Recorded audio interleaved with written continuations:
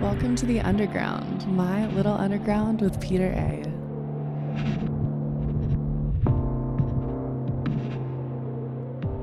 Kate Meizner, lead singer of Jobber, is back on My Little Underground to talk about the band's debut album, Jobber to the Stars.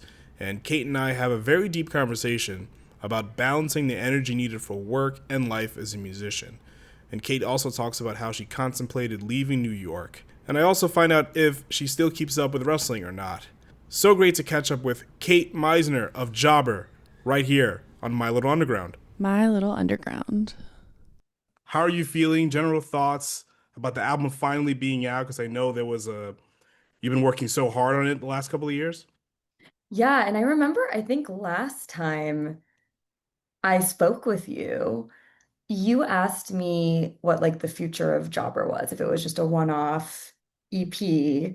And now here we are, we've released a full-length album, 11 new songs, all thematically about or related to, in some oblique way, professional wrestling. So, I'm feeling great that A, we were able to get it together to make an album while, holding down various full-time jobs and having tons of life things happen.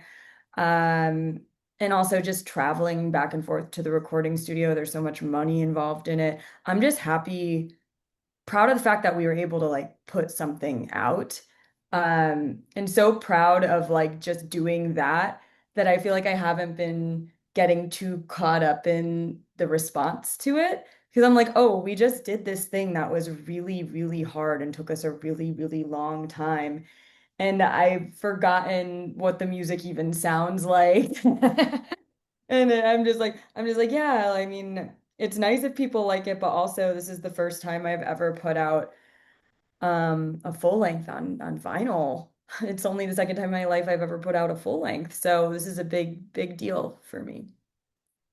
Yeah, as far as like the hardest part about getting this out, the most challenging parts about putting an LP out, outside of life getting in the way, what were some other challenges that you went through that you're kind of proud that you've moved past? Yeah, a lot of it was my own neurotic little brain. I think a lot of the time spent was just writing the songs, rewriting the songs, perfecting them, demoing them again, being very, very thoughtful about every part of everything because I, for some reason, can't ever just do enough. I have to do the most. So I couldn't really let things go to the point where I was, driving my bandmates crazy. I was driving like our drummer crazy because I would be so neurotic, like, I don't know if this is good. I think I hate this song. I would like flip on a dime. I'd be like, I love this song. Wait, I hate this song. And I think it just takes me a long time to kind of self-reflect and figure out if I like something I've written or not. Like it has to stand the test of time for me, which is like might be months, might be like a year. There are some songs that I was so stoked about that didn't even make it on the record because they ended up not standing the test of time. So I think it was, me, I'm my own worst enemy in that way. And I'm creative in spurts. I can't really like sustain the level of focus or drive or creative energy it takes to just constantly and consistently be cranking out songs. Like I never know when it's gonna hit, and sometimes it could be months of like writer's block. So I don't try to force it with this band, and therefore it's just going to take a long time. If if the people like Jobber, they'll wait for me to get out of my own head. Well, what ultimately brings you back to earth in the sense that once you've gone through multiple rounds of, revisions and bursts of inspiration, when do you know to say, okay, this is done, I'm okay with it? That is a problem I have. I think I have to set it aside for quite some time. Because if I'm listening, I listen to the songs I write and I demo like obsessively to the point where I again don't even know what they sound like. I become sick of them. I also become attached to the demos. So I need to just put things aside and almost forget what it sounds like. And only then can I assess whether something needs to change or whether it's done. And sometimes I'll revisit those songs and be like, this song is awesome. It's done. I don't have to do anything. And sometimes I'll revisit it and decide to like swap out an entire part or decide like the chorus isn't good enough. So I think it's really the answer is just time will bring me back down to earth and sometimes external validation. Um, when I'm writing, and I'm very indecisive, I'm very precious. Tend to overwrite. There's like too much in the songs. Like the main challenge is stripping those things away, figuring out what to throw in the garbage, which is very difficult for me because I become attached to everything. So taking a step back, getting some external validation and being like, what stands out to you? I could figure out if the right things are standing out, but also sometimes I just need like a little bit of encouragement, as we all do from time to time. Yeah, yeah. But I remember the first few Jobber shows, the Knitting Factory show at the old location, and subsequently the Baby's All Right show right after that. Nightmare and SummerSlam were worked into the set Yeah. before you officially released them. Because I remember when Hell in a Cell came out, SummerSlam, the tune was in my head, but I was like looking for that song. Like, well, where's that song? Because I love that one. So We at called that out point, on you. yeah, at that point, when you were performing these songs, were they already done, or were you still working on them? Same goes for the rest of the LP. Were you constantly reworking and rewriting that LP when you were performing songs like SummerSlam and even Nightmare? I'll answer the first part of the question, which is that we started recording Nightmare and SummerSlam before the EP even came out. Very shortly after we had that first show. So those songs were written, but they had slightly different incarnations. I think SummerSlam was pretty much set, but Nightmare went through a little bit of an evolution when we actually brought it to the recording studio. So, like the keyboard part's a little different, the arrangement is a little bit different. And then, actually, at that time, we also had Clothesline from Hell almost entirely written. And I was making the decision like, what do I want to go on the album? Because I knew I was going to make an album. What do I want to go on this first EP? And I just wanted to save some good stuff for the album. I was in a really good songwriting mode, zone, I suppose, between like 2020 and 2023. And then I got depressed and like a lot of life stuff happened. And I feel like I've written a number of songs since then. They're all very different. I even finished some of the songs on this record, but I would say I wrote most of the songs on this record were finished by like early 2024. Yeah, yeah. Like it sounds like like Pillman's Got a Gun, and a good portion of this album, when I'm listening to it, um, I was like looking for the concrete wrestling references, but that was not it. Like, because I knew for like a little bit, this is more than just about the cool wrestling reference.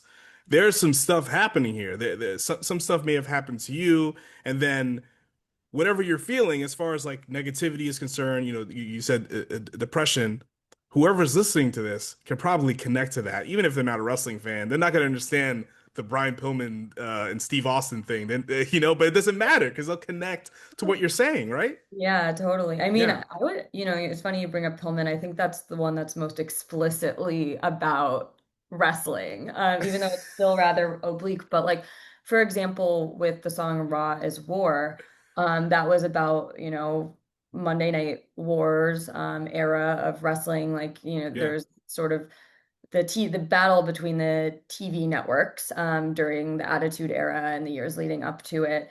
And this song was about like a different kind of conflict within the city I live in, like geographic, gentrification, issues of gentrification, like overdevelopment, developers that do not have any sort of like restrictions. Well, they do, but this is, I'm just over exaggerating, I'm just riffing, but basically like unchecked like development and like displacement.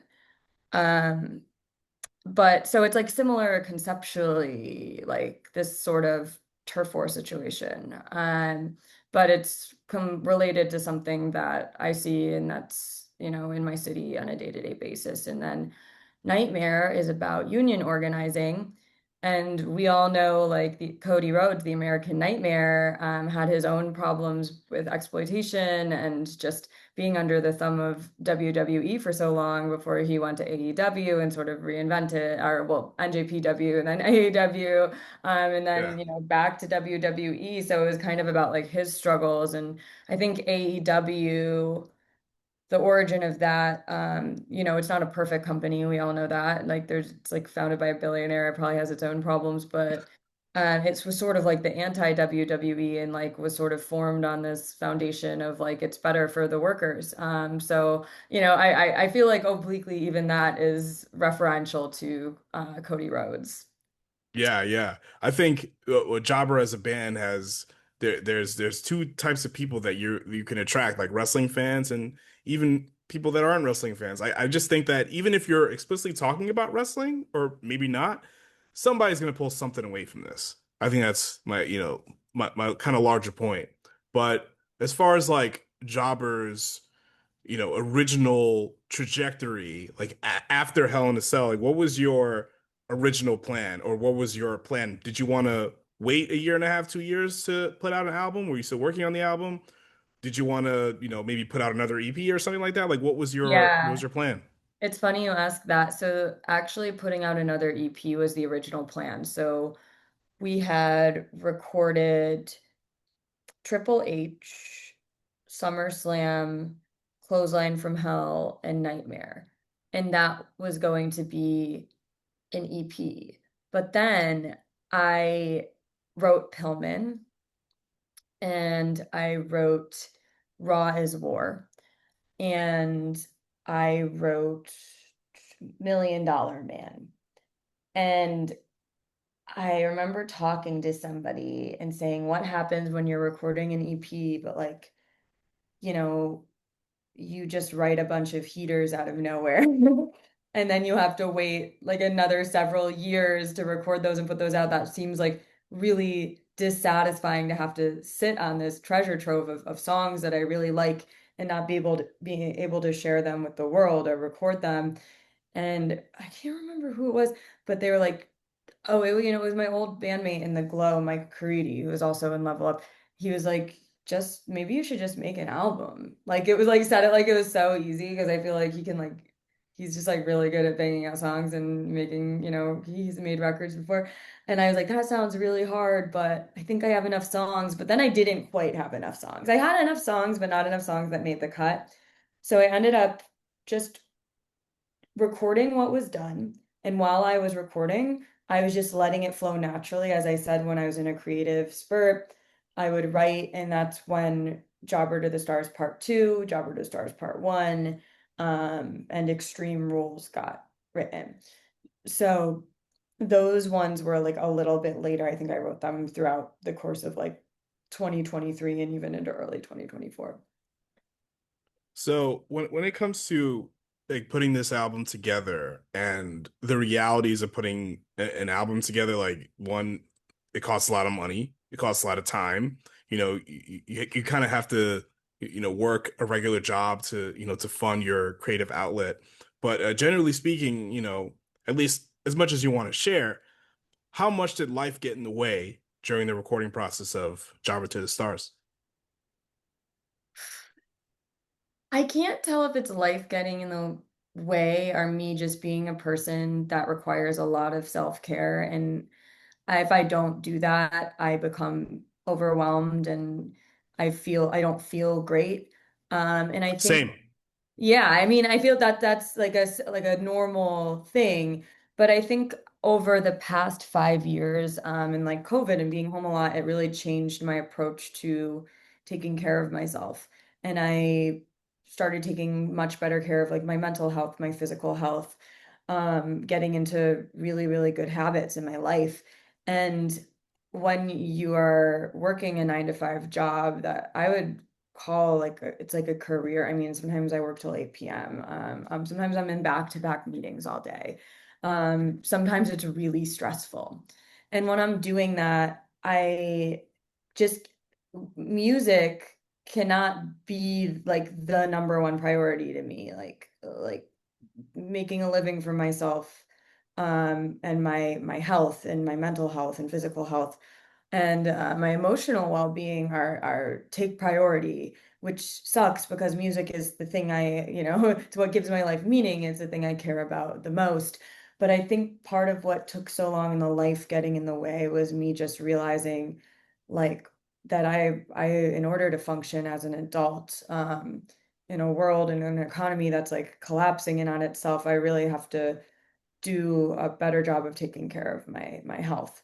So I tried to space things out enough that I wouldn't get overwhelmed. That didn't totally work because I would still get overwhelmed before recording and I would have to travel. I would take my vacation times or take the weekends when I should have been resting to go do this thing. And this is not like, oh, this was like a choice, and it's like I did it because I wanted to make this record.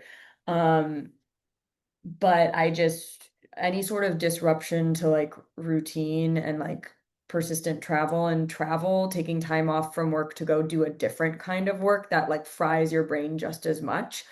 I felt definitely like I was approaching burnout a few times.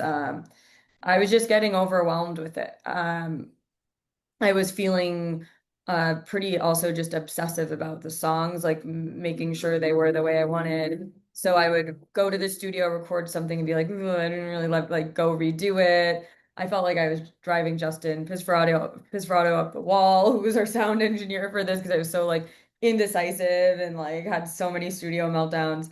But I think it was like literally just like me getting like the life getting in the way. It was, of course, like jobs and then, various just like I think this was more towards the end of when we were mixing the record and when we were mastering the record and getting everything like the art.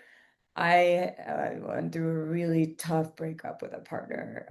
And I just like finishing like the last mile of like getting the thing done. Like the thing is that honestly, like mixing is really hard, but like mastering, it's like, I don't know, it's like a few rounds of notes and then like getting art, it's just like you send some emails and all that stuff because of my mental state at the time was just so hard. So honestly, I think this record could have come out a lot sooner, but like I just got in my own way with it.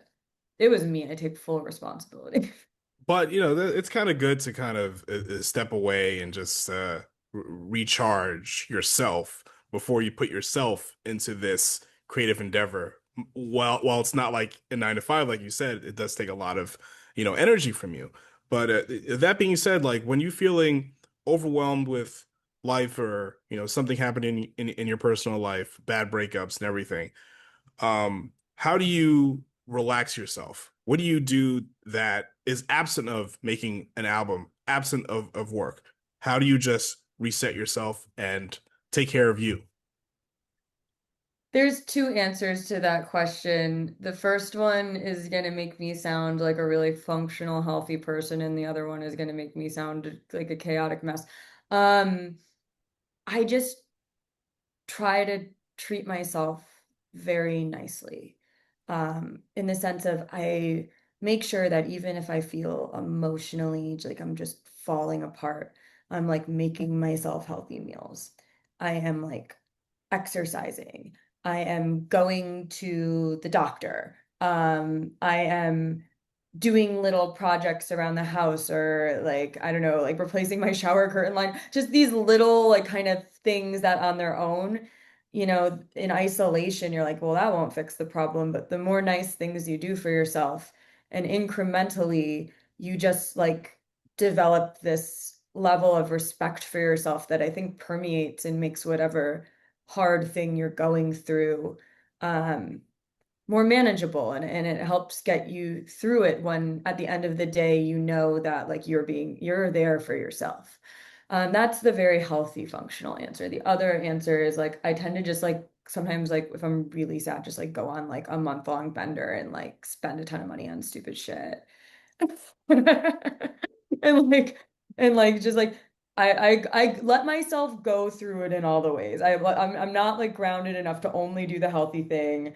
Sometimes I just like cry. Sometimes I just like eat like a sandwich from Court Street Grocers in bed.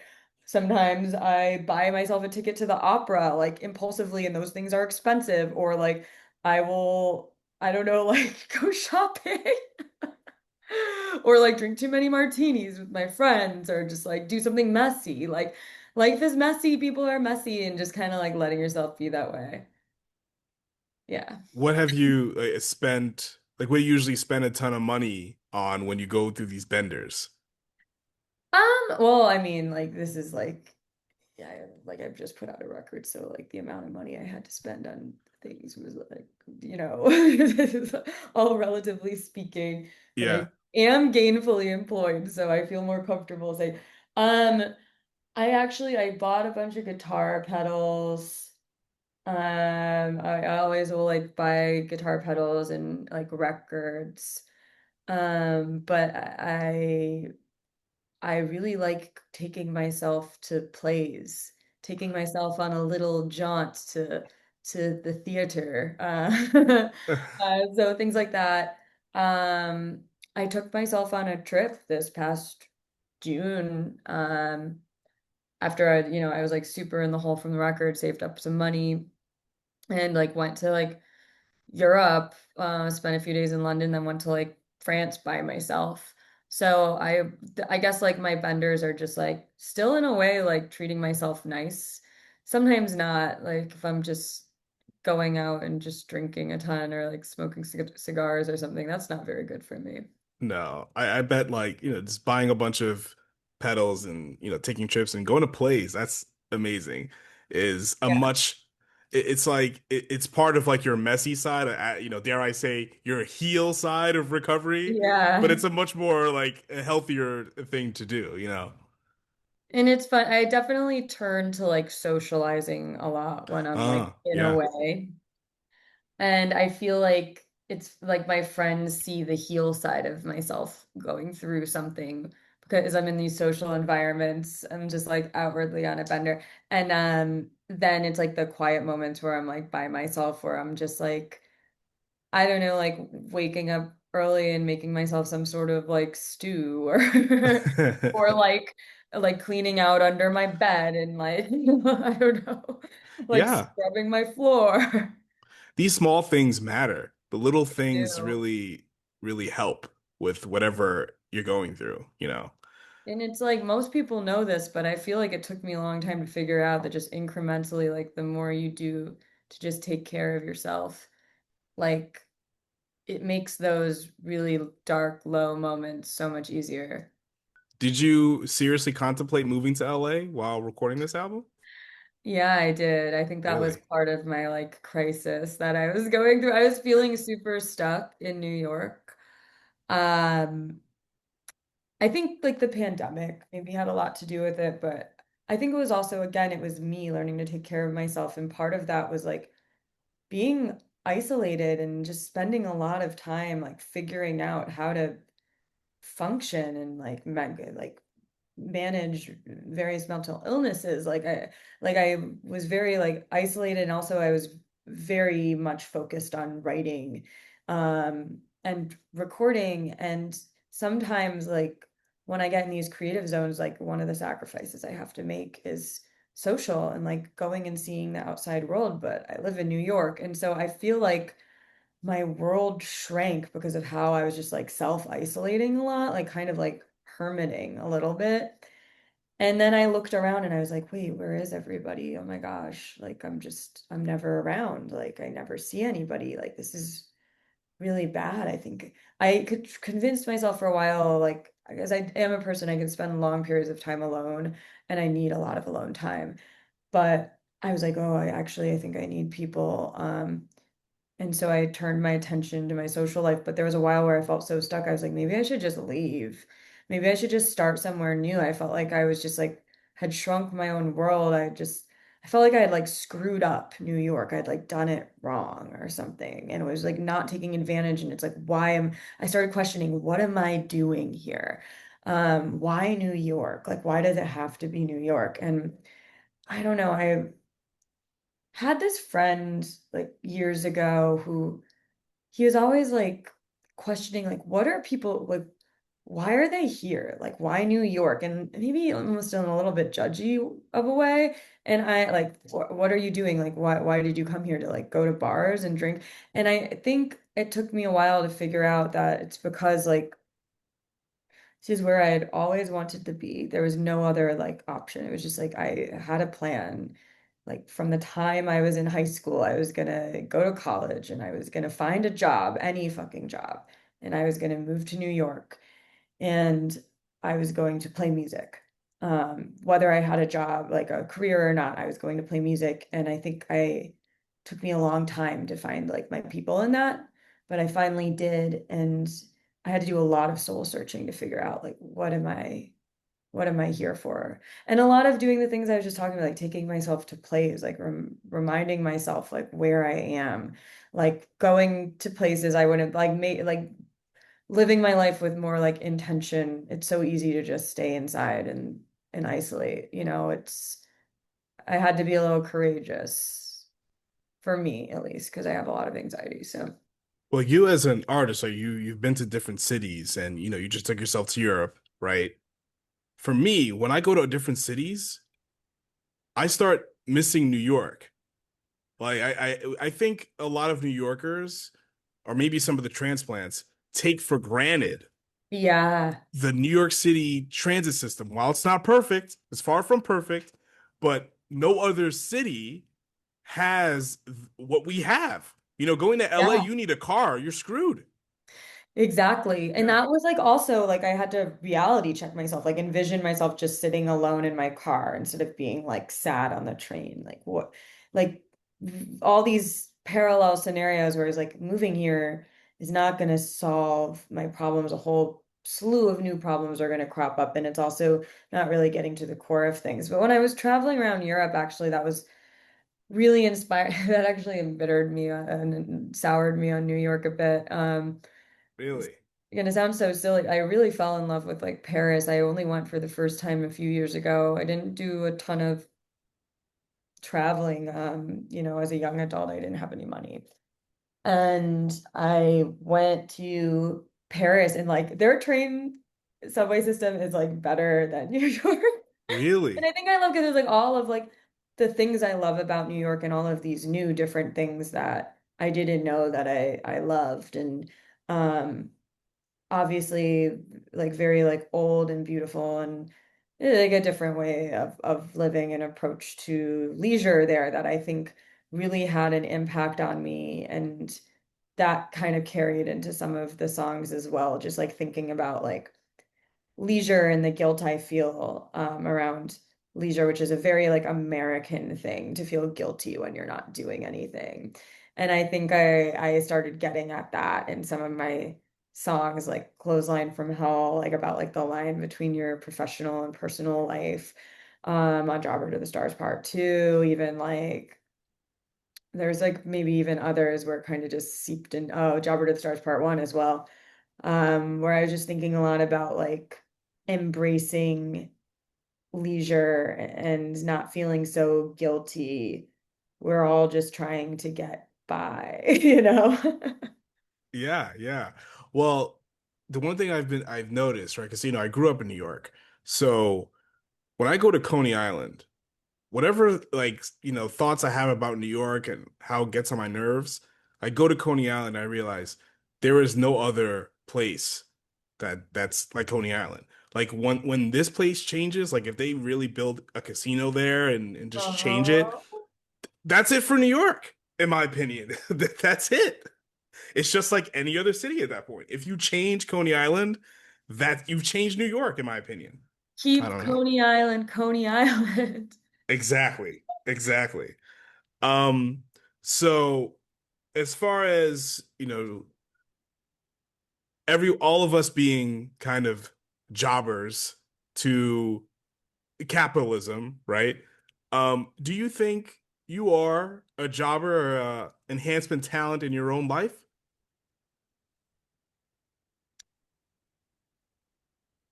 I think in like I could spin this so many different ways. I think we all are to a degree. Like, not everybody is going to be the leader of the pack or like the top dog Yeah. in everything that they do. I mean, most people are just like average and just like working and struggling um and that's okay. And like I I think there's a lot of pressure like in New York, places like New York City, where there's like a big creative community. There's a lot of competitiveness. There's a lot of like striving, like wanting to be the best, and that all comes from like a scarcity mindset, like the competitiveness, right? And I have been really just like trying to reframe from being like, oh, I'm like a jobber, which feels like a lot of people use it in the pejorative, but kind of claiming it as more of like a, yeah, I'm just like a regular person. Like, and I think that's letting go of like perfectionism and just like being like, I'm like a human and I'm flawed and my music's gonna be flawed. Nothing's ever gonna be perfect and pristine. And like, I'm not trying to be. I'm trying to like do a good job in my eyes. Like, I'm my own enemy in that, but I'm not like trying to be the best or to like rule the roost or to be like the star of the show. Actually, I prefer not doing that. I prefer having like living like a life where I'm very privileged to have like the choice of when I want to dip my toes into making music versus like when I have to turn to my job versus whether I want to like turn and focus my attention on something else. I like having that choice.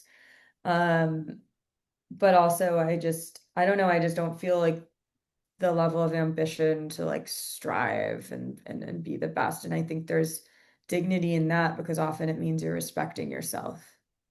And I think like in that sense, like I think being a jobber is like very, very powerful. I think it's when you really want to be one of the main guys or like the stars of the show. But you're kind of stuck in this role against your will where I think like things can get like real dark. But I don't think enhancement talent necessarily means like bad. I do think that there is like a certain like solidarity to it, just like being like, I'm just like a regular, like average ass person, like, and I'm working at a company and we're all workers and we're here and we're all being like exploited in some way. And most of the labor we're doing is making other people rich. And being able to like detach from that and healthily like reckon with that, but also like organize against it. I mean, there's like again, I just said like 10 different thematic things about like how this could translate into life, but I think the theme of this album is more just like letting go of like trying to be the best, like that perfectionism and just kind of pausing and just trying to take care of yourself. I think we all have our own brass rings, right? You just said you took yourself to Europe. You like to go to plays. You know, you're buying guitar pedals, buying records. You're seeing friends, you know? I think that's what it is. We all like there's no the brass ring. Some people think there is the brass ring. I have to, have that big fancy house, that nice CEO position, and without that, there is nothing. But for me, I don't know. There is just we all have our individual things that we want to achieve, and we can measure success that way. And there's no ultimate thing, no ultimate prize, in my opinion. I don't know. Yeah, Yeah. exactly. And it's just like, I don't know, I'm really lucky to be able to like be at a place in my life, like finally, where I can tend to like my needs and most people like can't do like I'm very like hyper aware, but like because I am in this position, I'm like, well, like I'm gonna do it the best I can because I'm also like everything could fall apart, like my industry could collapse, I could lose my job, like the world could come to an end. Just like I think enjoying things because I think I've started embracing just this idea that if you're experiencing joy and taking care of that and you're really doing and feeling and dedicating your time to things that fill your cup, it's almost like all else follows, like nothing else really like matters. It's when you become maniacally obsessed with like obtaining some power, like the brass ring, like what you just said, Yeah. where I feel like it's like it's just so much disappointment and so much angst, and so much striving, and it becomes like really dark. And I think it's like these small moments of joy, and there's a verse in Jobber of the Stars Part One that's kind of just like trying to experience joy, but like also feeling weird because you're like, I'm like, is this escapism or is this actually me just taking care of my sick little brain? Yeah. I think we all just got to put ourselves over every once in a while, give Hell ourselves a yeah, we break. do. How do you put yourself over? Wow. Like when I like wrap up like an interview or something, I'm like, oh wow, that was a really good conversation. Or I go listen back and I'm like, oh, that was pretty good. But sometimes like, I bury myself sometimes. I'm like, oh, maybe I shouldn't have asked that. Maybe I shouldn't have talked about this. Maybe I shouldn't have said that. Maybe I should have. But I'm we all just so have to give ourselves a break. That's all, you know. Because I'm a victim of beating myself up a lot. Even if yeah, people are putting me over, like I sometimes I bury myself. But, again, it's okay to just we have to enjoy the simple things in life. I take solace in that. And yeah, that's yeah. it. How do you I put can yourself over? I can so relate to like beating myself up Yeah. a lot. Like especially when I'm listening back to like podcasts, that's the worst hearing your own recorded voice. You ask very wonderful interview questions, might I add, just to Thanks, put you Kate. over on the air right Yes. now.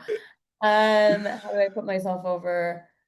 Um, some of it has to do with like protecting myself from the things I know are going to like just bring me down or get me hung up on something that's just not that big of a deal. Like something I've tried and failed to do this. I have not successfully, like after shows when people are posting videos, I could very easily like watch all of them and obsessively like watch all of them and pick them apart. But lately No, I've just been Kate. like, I No. know, lately I've just been like, I'm either just like not gonna watch them or I'm gonna watch them once and just be like, okay, sounds good, like boop, repost, whatever. And trying not to get too down on myself. And just same with anything else, like if I give an interview and I say something dumb, because everyone says dumb. Like, I don't know, I'm not on all the time. I run real hot and cold in that way. Just like forgiving myself for the things where it's like what's the worst that's gonna happen, you know? Like, Yeah. Yeah, exactly. It's also like, I've been, interviewing you for a long time, almost a decade, right? And most of our conversations when we're talking about music or whatever project it was, either it was Arm Candy or Potty Mouth or even Jobber, most of the conversation was about wrestling because I knew you liked wrestling. And that was a very easy thing to do because, we both like wrestling. We just talk about wrestling. But I'm like, I got to get more deeper. We can easily yeah. talk about wrestling all day, but like I got to get a little bit, in the weeds of, you know, to get more deeper into not just talking about, what we saw on Raw or I AEW know, because the we other day. it's like we could go on squared r/squared circle. That's also Like, true. Yeah, yeah. I could easily just ask you if you still have that Seth Rollins, what's it called? oh, that's That in the cardboard. storage space. Oh my gosh. I don't have that in my apartment anymore, but I do have a box full of Brian Pillman related props now in my closet Okay. and some fan art that I drew of him that I might frame and put on my wall. Okay. All right. I love it. I love it. Do you still keep up with wrestling at all? I certainly do, but I will say that it's more of like it's late and I'm brain dead and I just had a really long day at work and I'm just kind of like, and I don't form opinions on it the way I used. It's more like consumption and it's like when I can. I used to just every single, I was like fully like engaged. WWE has been like popping off. I feel like that SummerSlam was like awesome. And I'll watch things leading up to the pay-per-views. I follow AEW some of the time. I have some like friends who will like text me to tell me when something is going down. Um, I try, it seems like every time my favorite local promotion does like an event, I'm out of town, but I really love local like indie wrestling. Very sad to miss like the Coney Island GCW um Yeah. GCW event. Uh but yeah, I keep up with it, but I can't, like, I literally just don't have the mental bandwidth or time. I would say it's rare if I have a free night during the week, you know? And like sometimes I'll sit down and like watch clips on YouTube but sometimes I'll just watch like a movie or sometimes I'll watch like a different TV show or sometimes I'll go for a run. And so it can't be like the thing anymore, which sucks because wrestling makes me so happy. Kate, thank you so much for coming on My Little Underground again. Always great to talk to you. So please plug anything Jobber related. This is your time. You could go to jobber.bandcamp.com and you can get the vinyl record in emerald green or apple red, cherry red, sorry. And then you can listen to us on all the streaming services that I hate and think are morally reprehensible, but you could find us there if you want to. Okay. Thank you so much, Kate. I appreciate you. Yeah, I appreciate you too. Thanks for having me. My Little Underground.